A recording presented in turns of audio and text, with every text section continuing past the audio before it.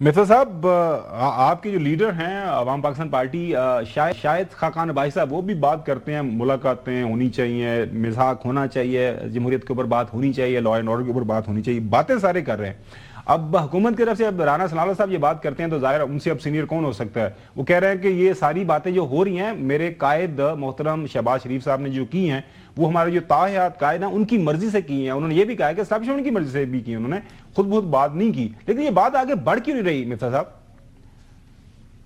دیکھیے، کچھ حد درمی ہے میرے خیال سے دونوں طرف، اور اس میں اگر آپ اجازت دیں تو جو آپ کا اور چودھری غلام حسین صاحب کا جو فیوریٹ لیڈر ہے نا، وہ تھوڑی سی اس قسم کی زبان استعمال کر لیتا ہے کہ پھر دوسری طرف سے بہت ری ایکشن آ جاتا ہے، پھر دوسری طرف سے بھی ری ایکشن آ جاتا ہے۔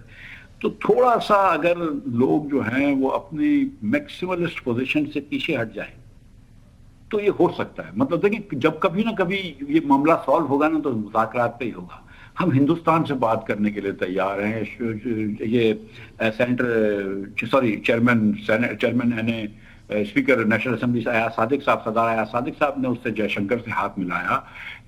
یہ حماس اور اسرائیل بات کرتا ہے تو کوئی وجہ نہیں ہے کہ عمران خان اور مسلم لیگ کے لیڈران اور پیپلز پارٹی کے لیڈران اور جس اور لوگوں کی نشاندہی کی رانا ثناء نے، وہ کوئی بات نہ کر لیں۔ اب وہ بات ظاہر ہے کہ اس لیول پہ نہیں ہوگی، ان کے نمبر 2 یا نمبر 3 لوگ آپس میں پہلے بات کر لیں گے اور کچھ کر لیں گے، لیکن تھوڑی دونوں طرف سے تھوڑی سی نرمی دکھانی چاہیے۔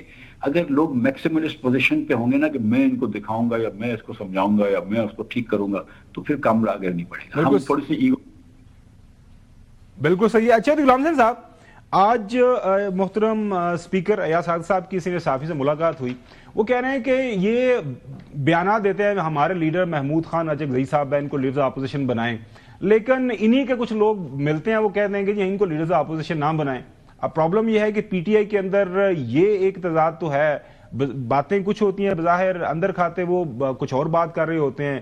یہ بھی اب تاثر بن رہا ہے کہ جی پارٹی کی میجورٹی یہی سمجھتی ہے کہ جی قائد اندر ہی بند رہے اور باہر ہماری سیاست چلتی رہے۔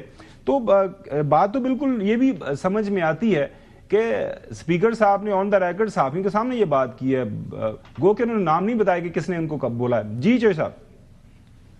نہیں تو آپ کو اگر اسپیکر صاحب جو ہیں ولی اللہ نظر آتے ہیں اور باقی سارے جو ہیں وہ جھوٹ بول رہے ہیں، تو پھر میں کیا کہہ سکتا ہوں؟ ان کو اس طرح کے بیانات اسپیکر کا کام ہی نہیں ہے۔ جب میجورٹی نے کہہ دیا کہ یہ ہمارا اپوزیشن لیڈر ہے، تو یا وہ جنہوں نے سائن کیے ہوئے ہیں وہ کہہ دیں کوئی کہ جی میں نے نہیں سائن کیے، جی میں نہیں اس کو مانتا، تو پھر تو بات ہے اس طرح کے رکھنے۔ یہاں بھی اور بندے بھی روز کئی اس طرح کے یعنی وہ شوشے چھوڑتے ہیں۔ اور بھائی اب بات چیت کی بات کر رہے ہو تو پھر جو رانا ثناء اللہ کہہ رہے ہیں یا مفتاح اسماعیل کہہ رہے ہیں کہ بھائی دونوں تھوڑا سا پیچھے ہٹیں، اس میں حرج کیا ہے؟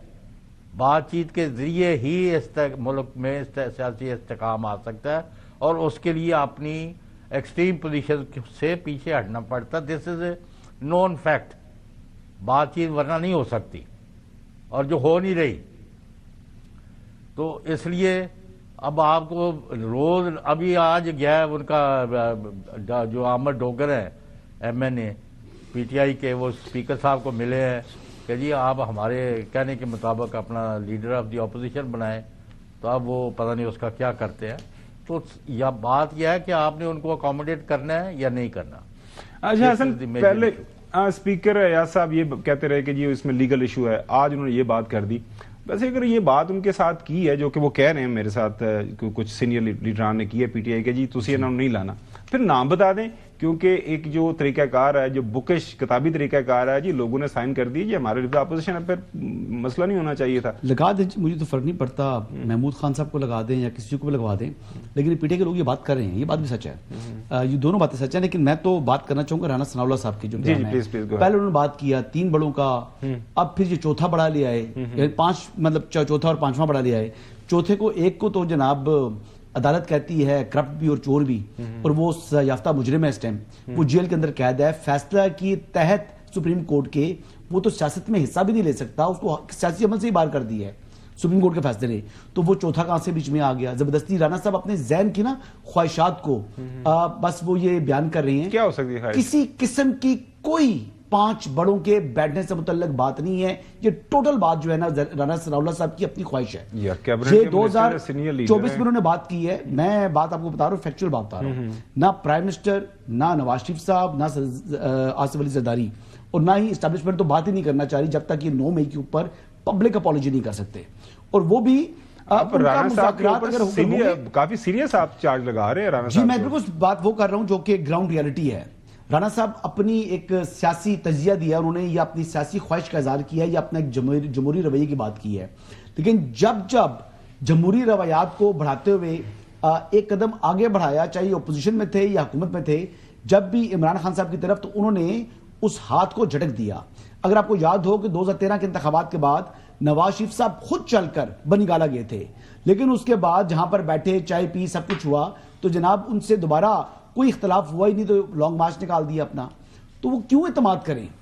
عمران خان صاحب نے کیا اپنا بھروسہ خود گنوایا ہے, اور آج تو ان کے پاس ایک موقع ان کے پاس موجود ہے کہ ہی از اے کنوکٹ. وہ عدالت نے ان کو جو ہے وہ توشہ خانہ میں سزا سنا دی ہے.